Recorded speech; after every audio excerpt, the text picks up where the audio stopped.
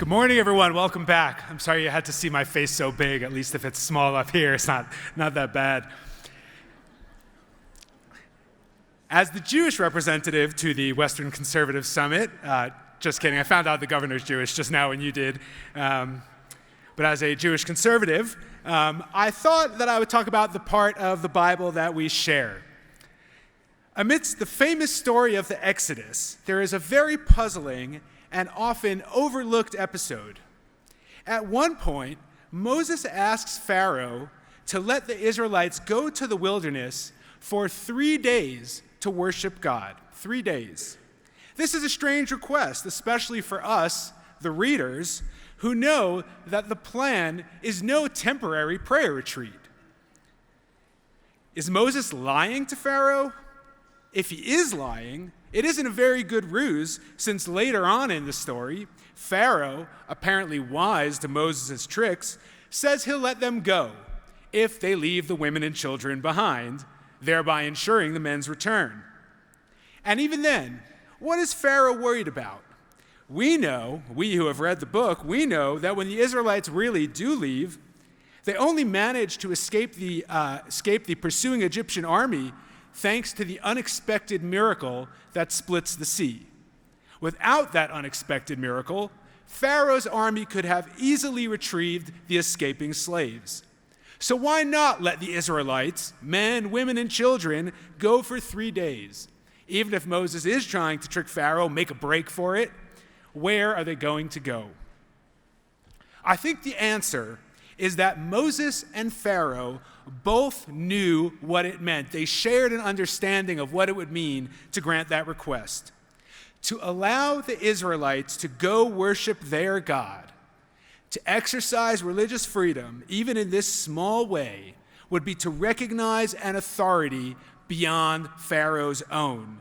It would be to admit that the Israelites did not belong wholly to Pharaoh, that they were subject to a higher power, and quite possibly everyone else was too.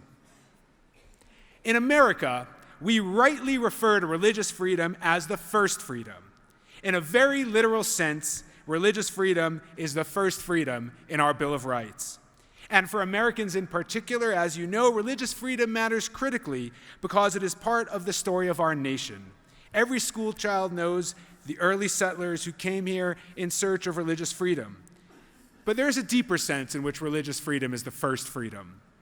Religious freedom is the first freedom because it is the first place we learn the idea, conceptually and perhaps historically as well, based on that Bible story, that our whole lives do not belong to the state. That there is a realm of life beyond the reach of the state. In the pagan world, in Pharaoh's world, before the separation of political and religious power that we see in both Judaism and Christianity, the gods were the gods of the city. And sometimes the ruler, like Pharaoh or Caesar, was a god himself.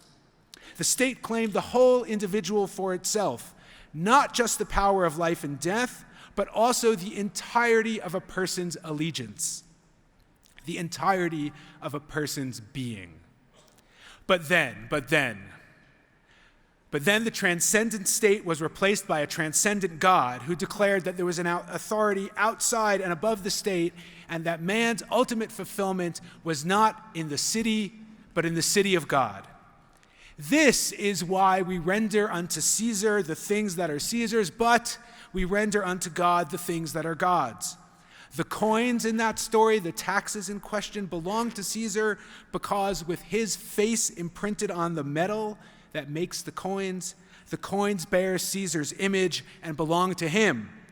But the human person bears God's image and belongs to him, capital H. From there, everything else follows. Once we establish in principle religious freedom and therefore the limited state, we open the door to the whole family of freedoms that we now know as human rights. In this way, religious freedom alone is the surest bulwark against totalitarianism, and it explains why all dictators, religious and secular, are so keen on stamping it out. And this brings us to a second point. Because religious freedom is the right to live as children and servants of God, as the Israelites requested, because religious freedom is a testament to God's fatherhood and kingship, we must recognize that religious freedom is not, as some people would have it today, the right to be stupid or weird or crazy or evil. We must not buy into the idea that religious freedom is just the right to be wrong. Rather, it is the right to live out every aspect of one's life in witness to the world of a more excellent way, to be a light unto the nations. Thank you. Indeed, religious freedom is unavoidably both public and collective, as reflected in the Universal Declaration of Human Rights, which declares the right to practice religion in private or in public, alone or in groups. This is why the Hobby Lobby case in this country and the Trinity Western University case in Canada are so important. The fundamental question in those cases is whether you are allowed to be a Christian in public or only within your home and maybe the four walls of your church on Sunday. And when I say to be a Christian in public, I don't mean just to wear a cross around your neck that others can see, which the French might ban, incidentally, but to bring your religious beliefs into every aspect of your life, your political involvement, your commercial activity, your social interactions, your volunteer work, and everything else that you do. Something this Jew humbly thinks is part of the gospel message. Let me put it another way.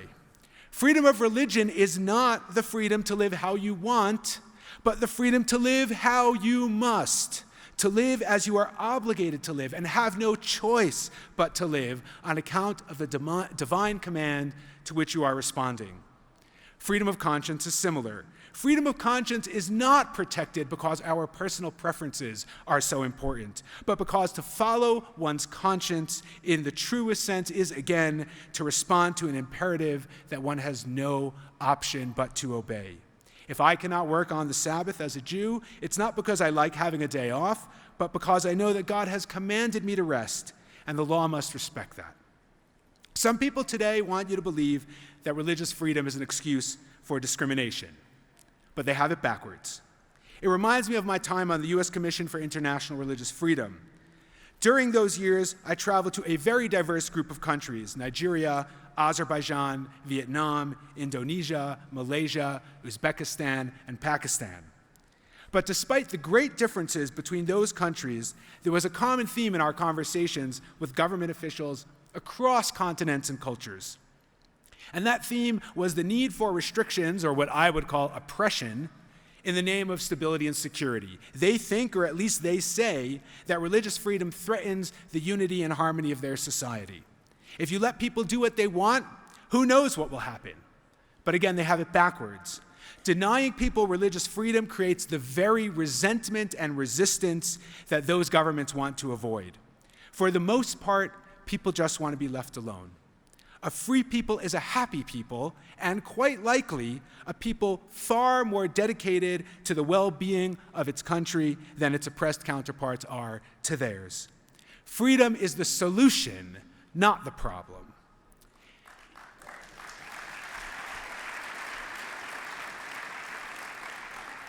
In our country, protecting religious freedom will help foster a climate of tolerance and acceptance, whereas limiting religious freedom will only enable those who want to increasingly enforce a single progressive ideology on everyone else. I must say that working on international religious freedom has helped me to be acutely aware of how our challenges in America pale in comparison to what goes on abroad, where the situation is so awful.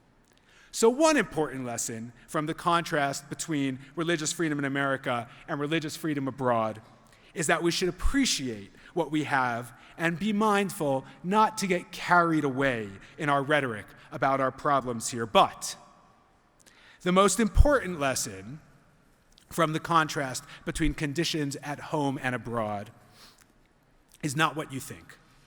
It's not that we should feel so good as to become complacent about our present circumstances.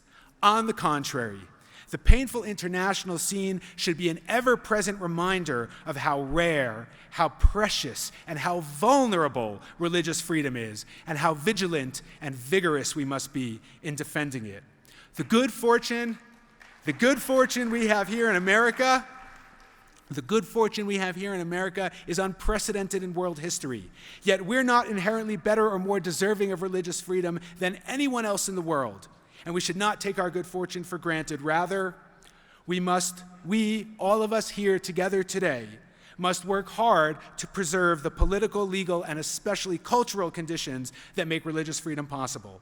And as the Bible teaches us over and over, we must remember always that we were slaves in Egypt. It can happen even to us. In short, we must simultaneously avoid the two opposite mistakes. We shouldn't exaggerate our problems and forget how good we have it, but even more, we must not exaggerate our blessings and neglect the vigorous, vigilant defense of religious freedom.